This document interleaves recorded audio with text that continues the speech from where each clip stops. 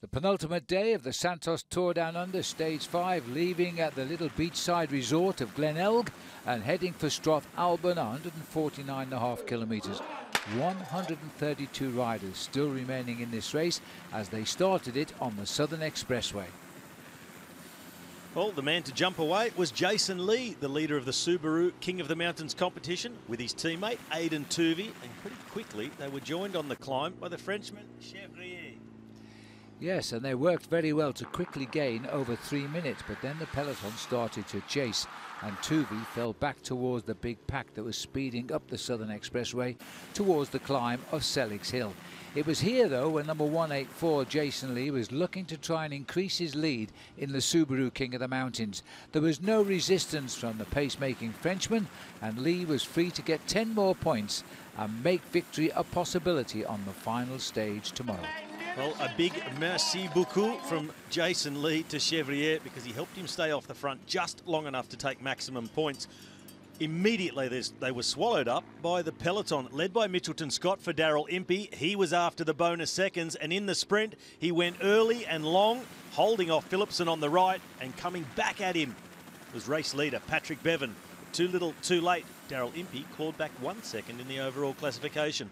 So his overall lead in this race now by Bevan was just 6 seconds over Impey. And just about 30 kilometres down the road they were at it again. This time the sprint was in the Inman Valley, and again the same actors were taking part. But this time the result was reversed, and the ochre jersey of the race leader got his second back. He won ahead of Impey. Taking advantage of the lull in proceedings with Mathieu.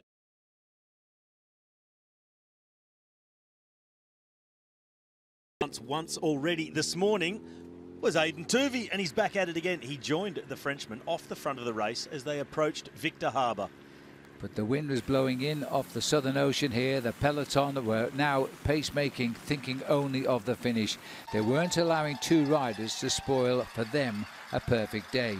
Aiden Tuvey out in front along with Le Dagnon, but at 35 kilometres out from the finish, the peloton had caught up. They were all together. Well, the speeds were always going to be high on the run into Strathalbyn. Long, straight roads, 50 kilometres an hour, and a touch of wheels at the wrong time, and there was a massive fall in the middle of the peloton, and the man it took out is down there in the ochre jersey, Patrick Bevan, right in the middle of the crash, and he is not well. His right knee and his right elbow had taken quite a knock. There's the crash again on the left of the road as we look, but in the centre of the road in the orange leader's jersey, just 9 kilometres out from the finishing line, the race leader was in desperate trouble.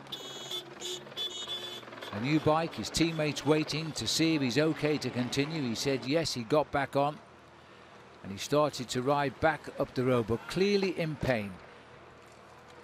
Well, the blood was streaming out of those injuries to his elbow, to his knee, his jersey completely ripped through the back, and Patrick Bevan was desperately getting back to the peloton. His teammates dropped back, moved him into the heart of the bunch as the peloton made its turn for the final run to the finish line. This was a real sprinter's delight here as they started to cross roads, but look at the bumping there between Jesper Philipsen and Caleb Ewan. Ewan's on the left-hand side, moving to the front there, as Philipsen fell back a little bit. Ewan, in fact, was taking the wheel of Peter Sagan, while the pace was being set by Sabatini, leading the Italian champion Viviani towards the line. Ewan, though, was now out of the melee and going for the line. Nobody was going to get by him on this day as Philipsen tried to come at him again, right on the barriers. Ewan pushed his bike over the line, and at that point, Robbie, it looked like a perfect, clean sprint.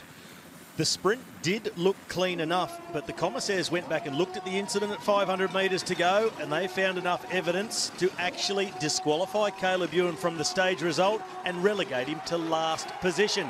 Jasper Philipsen, the 20-year-old from UAE Team Emirates, gets his first World Tour win. The man second across the line is first.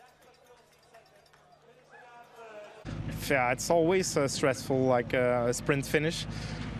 But yeah, it feels a bit strange to be actually second and then that Caleb won. So for sure, I want to congratulate him with this fantastic sprint. But yeah, it was a decision of the jury, so I have to respect it. And yeah, for sure, I'm happy that I can take the win. And But yeah, it feels also a bit double. So, saluting the crowd here, Jesper Philipsen gets his first ever World Tour win under controversial circumstances. The ochre jersey, well, he was on his way to hospital straight from the finishing line. Let's hope he can start tomorrow.